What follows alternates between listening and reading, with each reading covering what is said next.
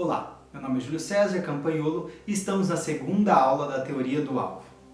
Nessa segunda aula falarei um pouco mais sobre o que é um alvo e as regras que definem um alvo na cena teatral. Quando pensamos na palavra alvo, à nossa cabeça vem um alvo, geralmente vermelho e branco, qual serve para a flecha do arco que é atirada, atingir o centro e assim ganhar maior pontuação.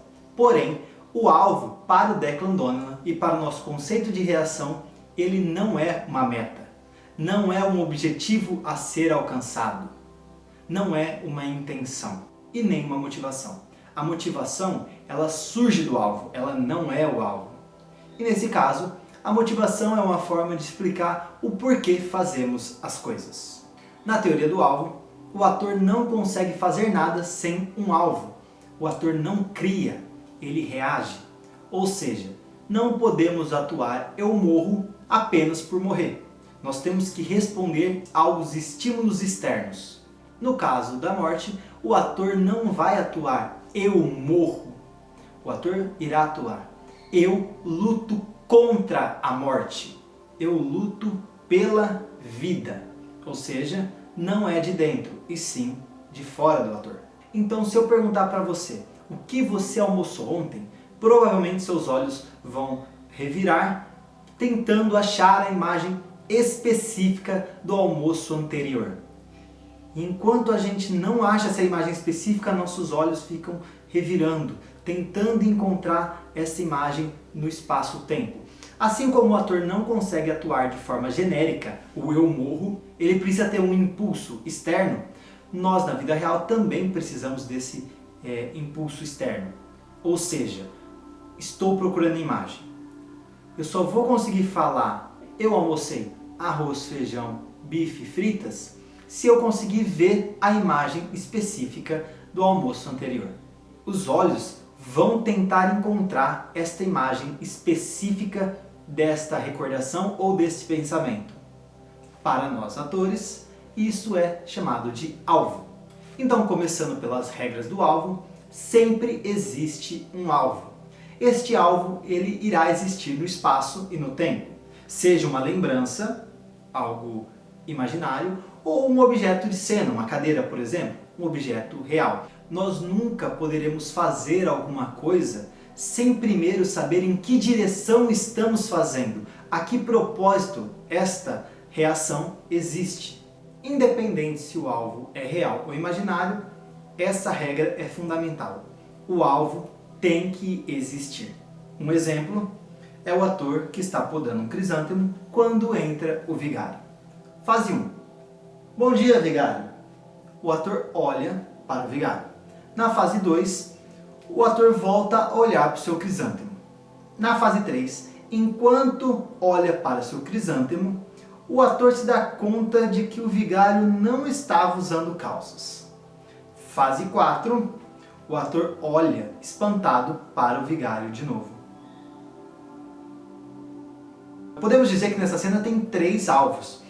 O vigário, que está dividindo a cena com o ator, o crisântemo, que é um ponto que também o chama atenção, que necessita de uma poda, mas também e principalmente o que causa a transformação no ator desta cena é a imagem que se apresenta diante da mente e dos olhos do ator que cumprimenta o vigário. Segunda regra, o alvo existe exteriormente e a uma distância mensurável. Então, pegamos o exemplo anterior do vigário sem as calças e nós temos 3 alvos aparentes. O vigário, que deve estar a uns 3 metros de distância do ator, o crisântemo, que está a alguns centímetros, e a imagem que se consolida em sua mente, que está poucos segundos atrás, que também é uma distância mensurável, o tempo. Para explicar essa pergunta, eu usarei um vídeo do Familton, que acontece da seguinte forma.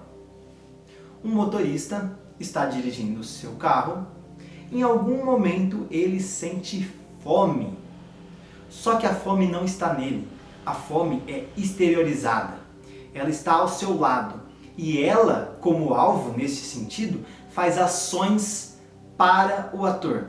Então, o alvo provoca, incomoda, atrapalha, que são ações do alvo, fazendo com que o ator reaja, ficando incomodado, irritando-se, aumentando o estresse. Então ele vai sempre ser uma reação a um estímulo exterior. Então isso faz com que a reação cause a vida cênica. Terceira regra: o alvo existe antes que necessitemos dele. No exemplo do vigário, o vigário já existia antes do ator necessitar do vigário entrar em cena. Na pergunta do que você almoçou ontem, a imagem ou a lembrança do que você almoçou ontem já existe antes da pergunta de fato existir. Então, o fato de saber que sempre existe um alvo e que ele está numa distância mensurável nos força a procurá-lo, a vê-lo onde exatamente ele está.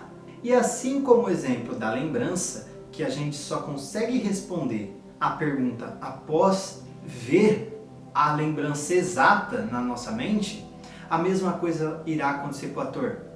Ele vai ver os alvos e isso vai trazer a atuação fluida e viva. Quarta regra: o alvo é sempre específico. O alvo ele nunca será uma generalização de algo. Ele sempre será específico. Vamos imaginar agora um copo de plástico, um copo de vidro, uma taça, uma caneca, uma xícara. Todos eles têm funções parecidas, ou até mesmo iguais em alguns casos. Conter líquidos, mas eles têm especificidades. A partir do momento que eu seguro uma xícara, é diferente de eu segurar um copo de vidro, que é diferente de eu segurar um copo de plástico, que é diferente de segurar uma caneca. A especificidade do objeto transforma meu movimento e, consequentemente, transforma o meu corpo. Então eu posso segurar uma xícara com pires, eu posso segurar uma caneca, eu posso segurar uma taça, eu posso segurar um copo. Então isso modifica o ator em cena. Quinta regra: o alvo está sempre em transformação. Ou seja, o alvo não começa e termina do mesmo modo.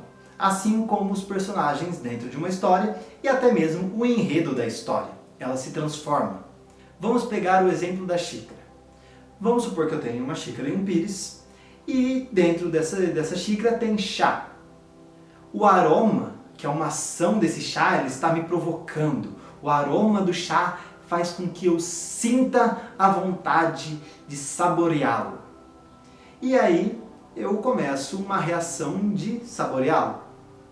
E ele se transforma. Aquele chá agradável e delicioso que estava me encantando se transforma num cínico, num chá cínico e malvado que queimou a minha boca, pois ele não avisou que estava quente. E depois esse terrível e cínico chá se transforma num chá pacífico, pois ele já não está tão quente, que faz com que ele tente reconciliar comigo e me instiga a retomar a amizade.